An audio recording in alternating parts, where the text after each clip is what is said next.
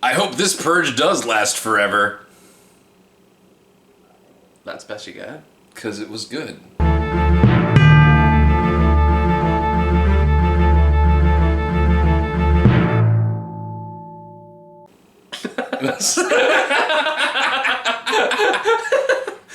Come on, I'm a little disappointed. You usually come up with better ones than that. You give a better one. I didn't have time for one. You interjected. I didn't have a better one, but I'm going to pretend I did for the sake of my ego. Mm-hmm. So anyway, the Forever Purge. The Fervor Purge. The Fervor Purge. The Fervor Purge. Fervor Purge. Like the Reddit version.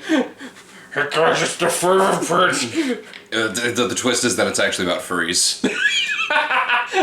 Just a bunch of people in cat costume. Oh my god, that's what Cats is. The Purge. Just a bunch of jellicle people in cat costumes running around. Crossover between the Cats and the Purge. I would watch shit out of that. The twist is that the cats are the ones purging, not being purged. So anyway, we're a few weeks behind on this one. But we're getting to it, so that's good. But it was worth it. Let's preface this because I've been watching Purge stuff since the first one. Me too. Before the first one, the first Purge, you know. Yeah, the actual first one, not the first Purge.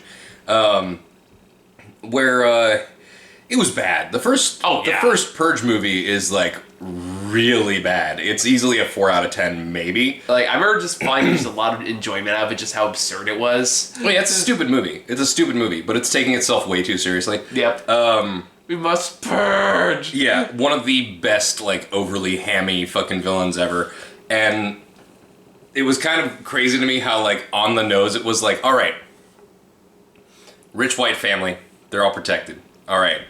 Their purge night is interrupted by a black, homeless veteran who is seeking refuge from a bunch of privileged white people who just want to murder him for fun. And the dad, of course, is like, we don't want to get involved. And people are like, we can't let this happen to him. And, like, you know, very obvious what they're saying. However, that movie was garbage. The second Purge movie was better. It was leaning more into the concept, kind of exploring around a little bit. It actually had a fun lead. Yep. Yeah, it had a lead character that actually was interesting, and you know, it was actually a good time to watch. I did not have a bad time watching it, and it leaned into the parts that it needed to lean into, and the stuff that was on the nose somehow felt okay because it was hamming it up a bit. But also somehow was more successful with it as a result of that. It's like the movies have always been on the nose with what they're doing or saying, but it somehow like found a way to do it. Yeah. That just leaned into the social satire part of it. Yes. And that's why it worked better. Yeah. Because it was like watching like an overly aggressive political cartoon. Mm-hmm. No, it was the fact that they took it into the streets was really a major step up for it. That's what they needed to do. Yeah. Because having it isolated to a house was just like, we don't care about this family. Yeah, it's like a house, like home invasion movie is the wrong like direction to take this concept. With just them arguing with this weird fucking dude who literally is like, we must purge, like some weird bad Joker cosplay. Like, but then the third Purge movie, Election Year, I really liked that because they took it to the level of like, well, what would people do? Like, what would they try to get away with when this stuff happens? Yeah. And it totally makes sense that some political figure would try to assassinate their rival during an election year on Purge night. Why not, right? Yeah, it doesn't seem so far-fetched now. Yeah, so, and that's the thing. Well, it didn't seem far-fetched to me back then either. Yeah. It was like, this would make sense in this world. So, the way that they set that up, the way they do that, even with the hilarious set pieces every here and there, the pendulum scene in that is still one of my... The pendulum is like top 5 scenes from the entire franchise. I think it's one of the top scenes I've ever seen in a movie that made me laugh. Like, it's so funny. Everything about that is just like, again, my favorite just based like the Twitch streamers in the background going like, oh, they're gonna do it, oh, no, darn it, oh, you guys have a good night. For me, it's on par with that scene from Robin Hood when they get the horses to ride away in slow motion from the explosion when there are no explosive elements around. They're like, we'll just have a steel mill, like, brr, and like, it's great. But yeah, again, an actual fun movie. Then there was the Purge TV show, which was So bad. I thought the first Purge came out first. Did it? I thought it did. I don't know. I just know that I saw the TV show first. Fair enough. And it's bad. I do not recommend it. It is a waste of time. It is not well directed. It's just really bad. Then I watched the first Purge recently. Yeah. In preparation for this, and I was shocked with how good it was, because it had the original writer, but it was directed by another dude. And almost the entire main cast is black. Yeah. And it's the idea that they decided to just stage this experiment on Staten Island and pay poor people to kill more people just to prove that their experiment would work. And it's not subtle. No, none of them are. Not at all. But the fact that there are points of the movie where I really like... Well, I think it's one thing I said while you're getting your thoughts together. Like what I said in our review for the first Purge, because we did a review a while back, is the fact that, I think because it is not subtle in any way, that's kind of what makes it great social satire, is the fact that it's going the other direction, where it's like, we're going to make this as bombastic over the top as possible to prove our point. Yeah. Where it's like, we're going to have the government agents show up like actual fucking Nazis. Yeah, with like armbands and everything. The head fucking, like, the dude leading the militia is going to be in a literal Nazi outfit. Yeah. And the government agents that are going in to make it seem like the problem is worse in poor neighborhoods than it actually is are wearing literal masks that are blackface. Yep. Which is touchy, but again, strong social satire. Strong social satire, mainly black cast, black director, and you could tell that, they were checking with each other. And your mileage may vary with that, but I do enjoy a movie that is willing to go that far with just saying, the government is this fucked up. This is what they do to minorities. Because that's something that movies don't do a lot. Yeah. A lot of movies don't have the fucking balls to do that. And the fact that the first Purge is a movie that does that, I was very pleasantly surprised by that. I enjoyed that element of the film quite a bit. So then now we have the Forever Purge. The Forever Purge, which leans into that. Yeah. So now we're focusing on the story of Mexican immigrants. Yeah. In Texas. This one takes place in Texas. And I honestly, with this movie, like, the first Purge was actually a genuinely decent movie to me.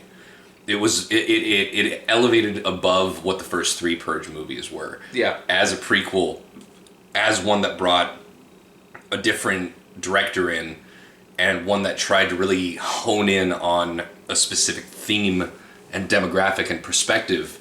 I really enjoyed that. So this one does the same thing, but with Mexican immigrants. Yeah.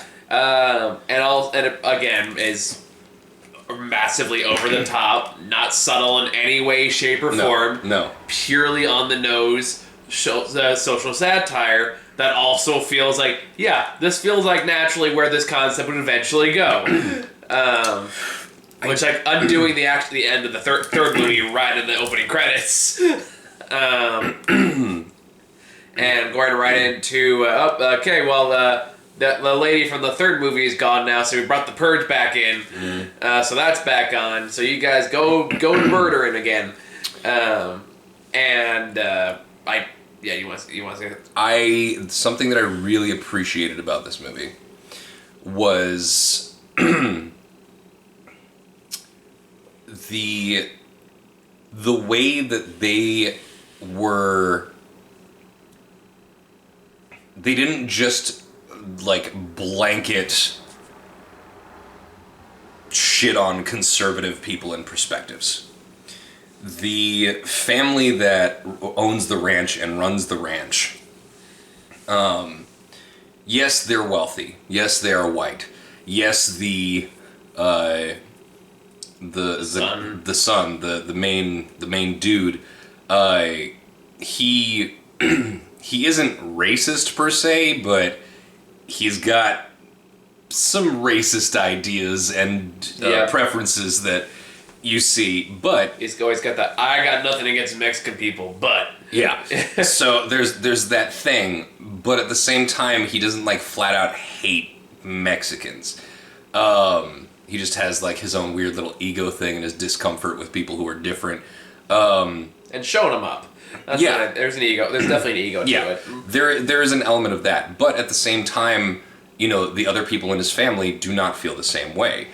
Even though they are conservative, they believe in an America that, like his wife, and she's like, look, I hate this fucking night. Like, I don't understand all this shit, and I want to bring my child into a world of love. Like, and she's not doing that from like a hippy dippy perspective. She's doing it from a, this is what our country is. We should support our countrymen. Like, it is a patriotic approach towards that kind of thing, and I appreciate that shit. I can vibe with that. So, and also how I was gonna say, at least like they have some grasp on what history is actually fucking happened in American history, which was refreshing. Not to mention the dad's fucking what he points out. Yeah, I was thinking about the dad. Yeah, no, because he actually brings up, he's like, no, well, if you think about it, you know, America kind of took all the land from the Indians and Native Americans and kind of fucked their shit up, and we kind of been doing that to pretty much every minority culture we can find. Yeah. In America that lived here. Yeah, we never really owned this country, really. Yeah. So there's a point he makes where he's like, look, the Purge is here to pit us against each other while the government just gets rich off of it. Yep. And I love that they brought that perspective into the movie, because it's very easy to look at the Purge movies and be like, oh, this is just liberal, like, bullshit, like it's anti-gun culture and all that stuff. But then also you have these roving militias that are going through the streets talking about purifying the country and like America being for Americans and, you know, shit like that. And it all feels, it's definitely over the top, but it also feels not that far.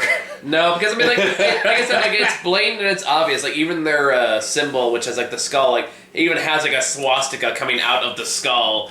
Almost, yeah. Yeah, like one that's like adjacent to, basically. It has the upside down triangle behind it. Yeah, so like it's definitely some Nazi-esque imagery there.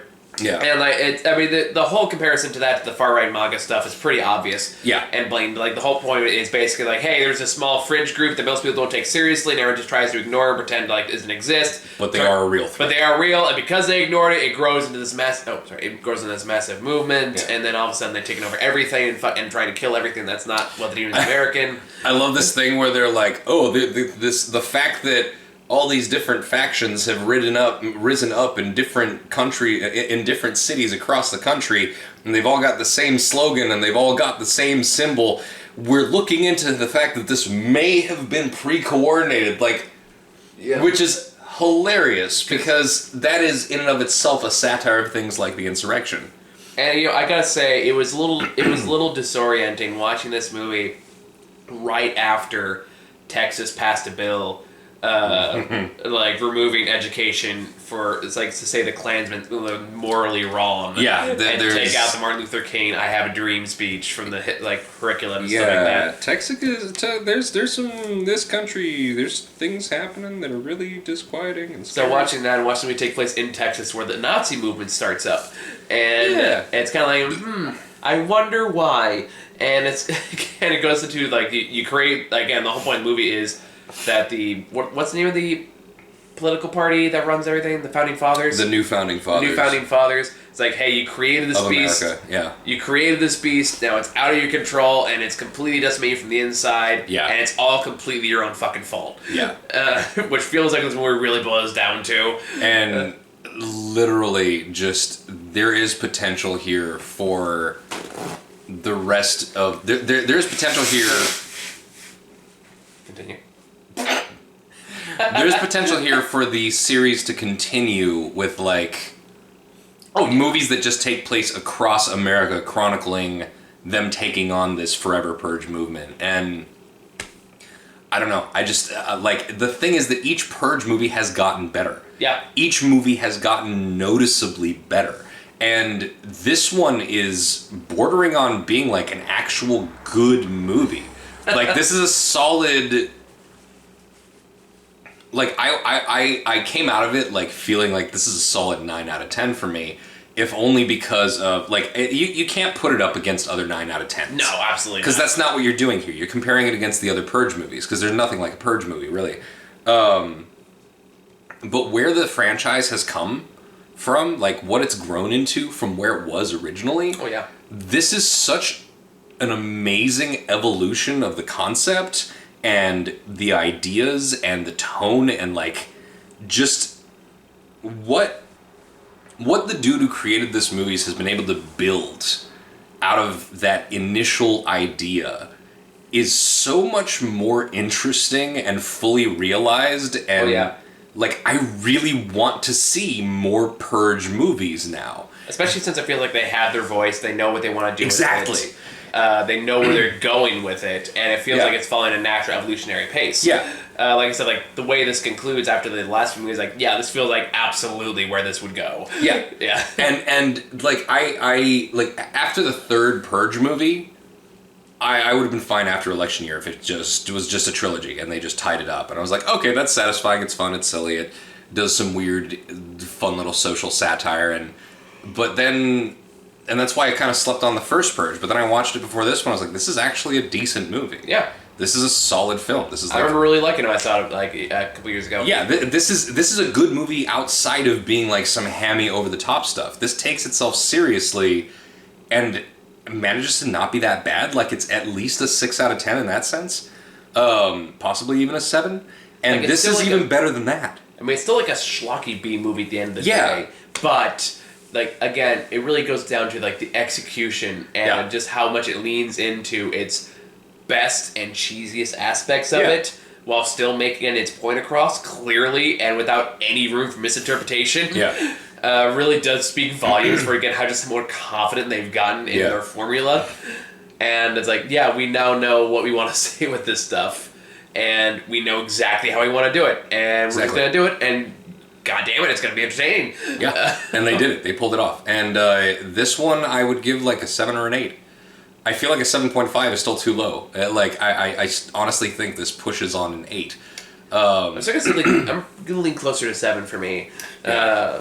It's weird because, like, I have that conflicting feeling, you know? Like, objectively speaking, yes, more like a 7. But I just really enjoyed it. Yeah. It like, they're so much better with their pacing now, too. Like, it's... And again, this is a new director. This is a completely new director cutting his teeth on this franchise. And they do a great job. Like, it's worth it.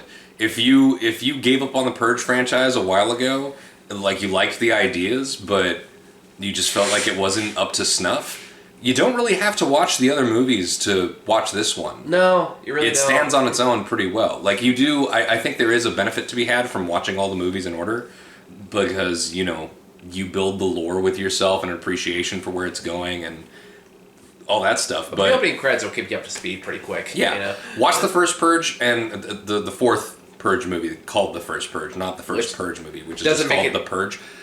Which doesn't make that confusing to talk about ever. You know, it's like the Xbox One. But watch that one, watch this one. They're actual decent movies. It's really weird. I just really enjoyed it. It's entertaining. I can actually recommend this. Yeah, I can too. Like, for me, like, I think it's perfectly stands on its own as just like satire done right. And I appreciate that. Yeah. So I think it's all we got for that. We're still kind of in catch-up mode. We're going to watch Space Jam on Monday. Oh, boy. I know Old just came out. Yep. And the other one that came out that I forget what it was. Snake Eyes. Snake Eyes. Which I heard isn't terrible. I heard the action. Yeah, no, it looks fun. But, no, there's Old and there's Escape Room. Oh, yeah. We should double feature that. Yeah. We should watch Escape Room and then Old. Because I know that Old is at least, like, potentially decent in some ways, while Escape Room is just clearly bad. So... I'll talk to Matt. I know Matt and I saw the first Escape Rooms. Me, I feel like I'm obligated to do that. I mean, loop them in, man. Let's see how it goes. There you go. Let's do it. Oh, Lord. All right, So, all right, y'all. We'll be catching up next week or so. So thank you all for watching. See you later.